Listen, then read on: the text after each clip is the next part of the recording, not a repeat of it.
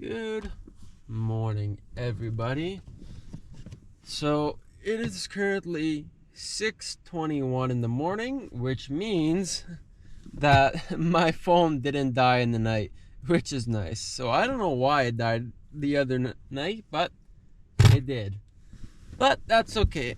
So it's 6:21, so almost 6:30. Sunrise is at 7:45. So I have a decent little amount of time here to kind of get out of bed and get changed. I wanted to wake up early just so I have time to eat breakfast and make everything before sunrise because I got a lot of ground I want to cover today. So had a pretty good sleep.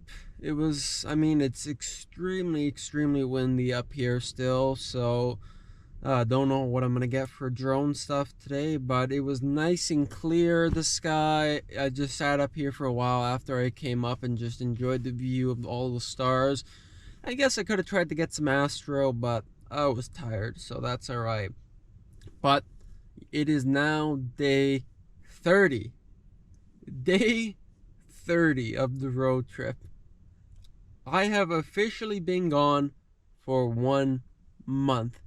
This is the longest trip that I have ever done in my entire life. And you know what? Honestly, besides a few things at the start that were a little rocky and stuff that pops up here and there, this has been better than I could have ever planned. And in terms of my overall setup that I built here in my Escape, honestly, there's nothing I would change. After now a month living out of it, more or less, there's nothing I would change with what I built here and how I have everything set up. And I'm not saying it's the perfect setup, but I think I have absolutely built the best and most efficient setup with what you can do inside of a Ford Escape. For me to build anything better, I would need a bigger vehicle, something bigger. So with this small space, I think this is the most efficient setup you could pretty much do. Now, the only one thing I would do is build a better block for the windows in the rear. I got a little lazy. I built a nice Reflectex blockers for all the front windows, but in the rear there wasn't really a good way to do it, so I decided to do this curtain, but it's not a good solution. But other than that, I wouldn't change anything. But I'm just gonna hang out here for a little bit and then we're gonna get some breakfast going. Okay guys, you know the drill by now. Gonna get some water boiling to make some tea. So I typically drink roasted dandelion root tea. It's a tea that has absolutely no caffeine in it, but it tastes slightly similar to coffee. That's one of the first things I started drinking when I quit coffee and quit caffeine. But today I'm switching it up. Today we are having spiced apple. And for breakfast, to go with my spiced apple tea, we are having canned tuna. Very delicious combo right here, apple tea and canned tuna. But just gonna let this boil up and then we'll get breakfast going.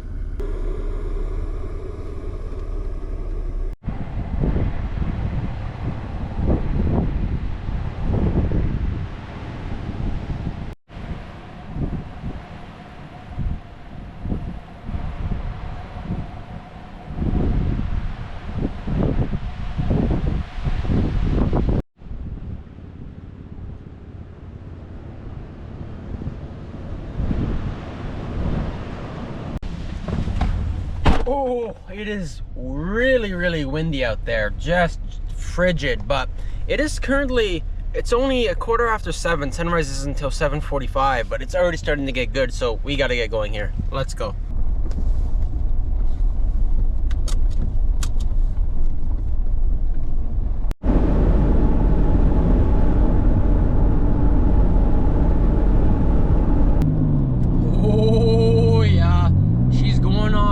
Now the sunrise. She ain't waiting around for anybody, especially not me. Shoot, man, we still have like 20 minutes before sunrise. Okay, next time I'm gonna wake up an hour and a half before sunrise. No, in an hour. Wow. Wow, look at that. Okay, guys, I gotta start shooting, like, right now. Like, right now.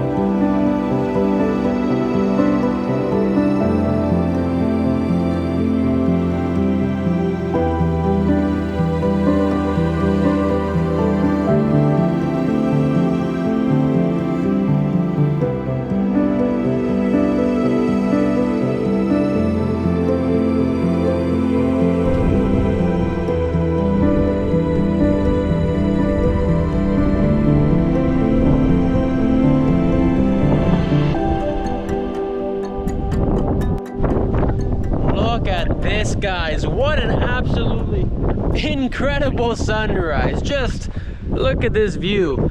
Now, this is what I would personally consider almost a 10 out of 10 sunrise. I would rate it a 9.32 out of 10.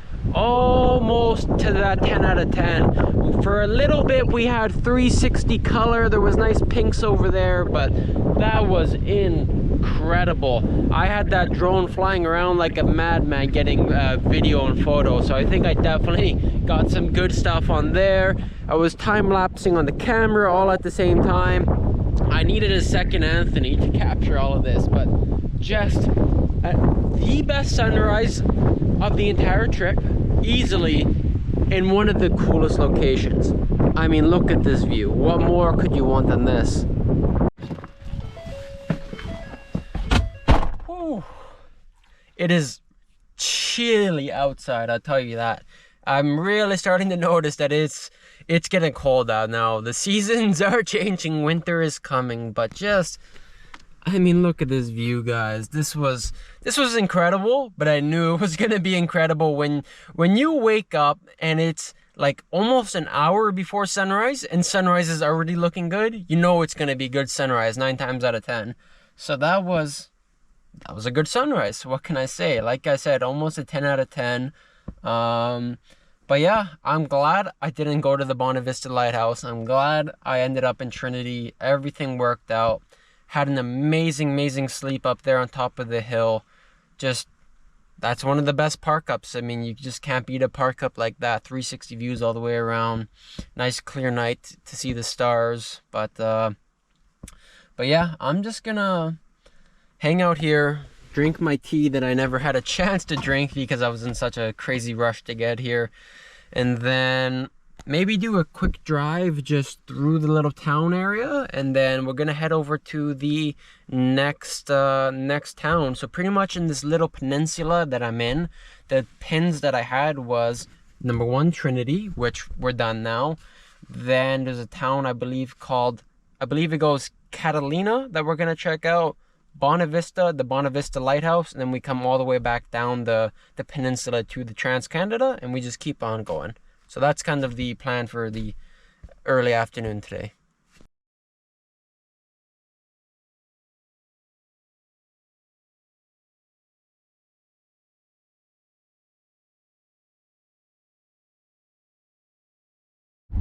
Wow, what a gorgeous village. Now this is the nicest fishing village I've been in so far in Newfoundland.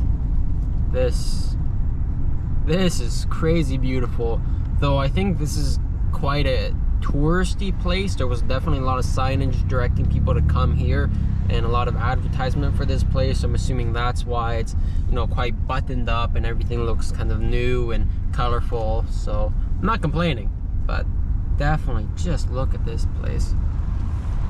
Wow.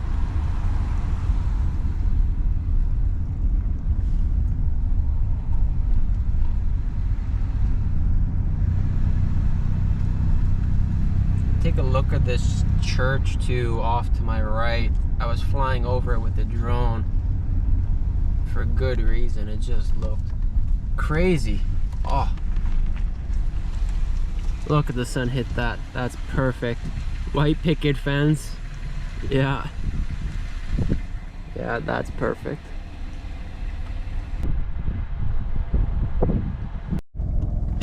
Well, as nice as Trinity is, and it's quite nice, I could stay here all day. I'm gonna hit the road, get going, and continue on to the next locations and finish off this little peninsula. Let's go. There's something I do actually want to point out quickly. Look at this rig right beside us. This is what I need. Freaking 4x4 lifted Sprinter van. This guy is just balling out the arse, if you ask me. 4x4 lifted Sprinter. That's probably 120 grand easy. And then beside it, he has the freaking ZR2 Canyon lifted on what looks to be 35s. Wow, guys. That guy has it figured out for sure. I just wanted to point that out. I love that kind of stuff. 4x4 lifted Sprinter, that was sweet. Just got to Little Catalina here. That was kind of the next stop. I just drove through the town. There wasn't a ton to see. It's just, you know, your standard nice little town here on the coast. It's a factory town, so there's mainly just a bunch of factories here.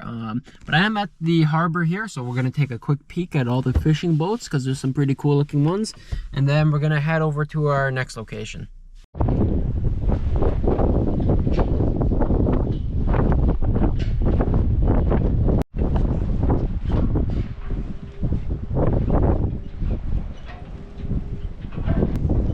This one is called the Cabot Endeavor. Some nice looking boats here for sure.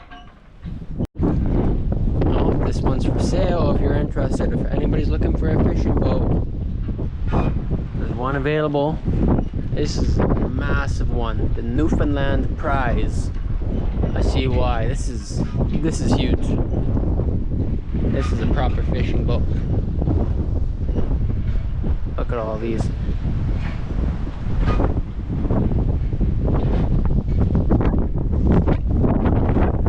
What is this one called? Atlantic Maverick, I think that says. It's always cool to check out the names of these ones.